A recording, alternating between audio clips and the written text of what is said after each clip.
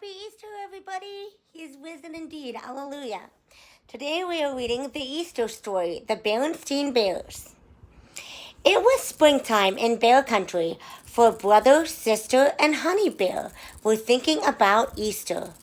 Actually, they were thinking about Easter candy. They loved Easter candy. There were so many different kinds. They were even thinking about it on their way to Sunday school one fine spring morning. My favorite Easter candy is chocolate bunnies, said Brother. My favorite is marshmallow chicks, said Sister. Jelly beans, cried Honey Bear. Their Sunday school teacher, Mrs. Ursula, overheard them. I like the black jelly beans best, she smiled.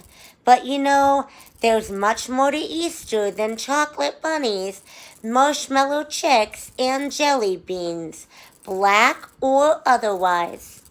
Sure, we know that, said Brother. Sure, said Sister. Sure, said Honey. Oh, said Mrs. Ursula, then why don't you tell the class all about Easter? Well, said Brother, scratching his head, it's about stuff in the Bible. Yeah, agreed Sister, Bible stuff. Stuff, nodded Honey. Said Mrs. Ursula. Maybe it's time we learned a little more about this Bible stuff. It happens that the Cubs in the next class are about to put on a play called The Easter Story. Can we watch, Mrs. Ursula? The class asked. Just what I was about to suggest, she said. In the next classroom, everything was ready. Scenery was set up and the performers were in costume. One of them began to read the story out loud. Long ago in the Holy Land, there was a man named Jesus. He traveled the countryside teaching about God and what God wanted for his people. Many listened to Jesus and followed him. Jesus was able to perform miracles. One time, he turned water into wine. Another time, he made a lame man walk. Jesus could do these wonderful things because he was the Son of God. He was called the Christ, which is a name for a king. But Jesus' kingdom is the kingdom of heaven. Jesus sometimes made people angry. Many people found his teaching strange, and some doubted that he was the Son of God. Others worried about why he was called king. They were afraid of Jesus would become too powerful. Jesus was from a small country town, but he traveled all the way to the holy city of Jerusalem. One day, as he rode into the holy city on a donkey, crowds of people greeted him. They shouted, Hosanna, which means save us. The leaders of the city grew worried. Was Jesus becoming too powerful? One night, Jesus went to a garden to pray. While he prayed, soldiers were sent to arrest him. They took him away to prison. Jesus was brought before a wicked judge. The judge asked Jesus many questions. He wanted to show everyone that Jesus was not a king. So he ordered Jesus to be put to death by hanging on a wooden cross. The day Jesus died was a terrible day. The skies grew dark and a great wind arose. All the people were afraid. After Jesus died, his friends took him away. They put him in a tomb that was closed with a great stone. Jesus was in the tomb for 2 days. On the morning of the third day after Jesus died, some women who knew Jesus came to weep at his tomb. They saw the stone was rolled away and that Jesus was gone. But an angel told the women not to be afraid. He told them that Jesus was alive once more. Jesus came to visit his friends after he rose.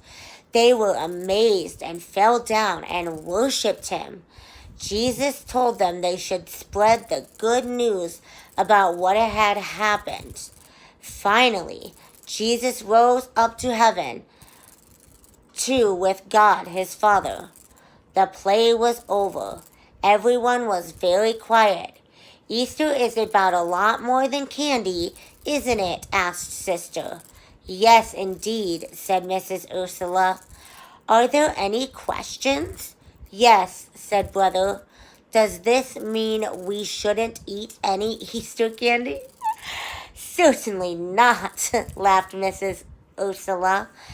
I wouldn't want to miss my black jelly beans either. It just means that on Easter morning, after you get your Easter baskets, you'll all go to church to learn more about Easter. Hooray, the cubs said. And Hosanna, added Mrs. Ursula. He is risen. Amen to that, said Brother and Sister. And there's activities you can do and questions with Brother and Sister Bear, and they talk to us. According to Mrs. Ursula, there is more to Easter than candy. What does she mean? How does she plan on teaching the bear cubs this lesson? If anybody can answer any of these, let me know. Normally I just end with the story, but Easter is very important, so I want you to pay attention to these questions and see what you've learned. What types of things did Jesus do for the people while he traveled and preached about his Father's love? Why did some people that heard him teaching get so angry? Talk about why Easter is such a remarkable holy day for Christians. Get out and do it. Celebrate and share Jesus' love by planning an Easter egg hunt for some young children in your neighborhood or the preschool class in your Sunday school setting. Well, we can't quite do that right now because weird stuff's going on. Put special messages about God's love in plastic eggs and hide them. Have the children gather after the hunt and help them read their messages. That is a good idea. Wow. Plan and perform an Easter play similar to the one Mrs. Ursula held in her Sunday school class. If possible, perform for the whole church or the Sunday school parents and students. Well, we can't do that either, but those are really good activities, and it's interesting. The lady who wrote this her name is Jane Berenstain, so that is actually why the Berenstain Bears books are called the Berenstain Bears. Anyways, don't forget that Easter is about more than candy, and that Jesus is risen, and he, if we believe in him, allows us when we leave this earth to go and stay with him forever in his heavenly kingdom and to have life forever and ever and ever. Happy Easter, guys. Bye.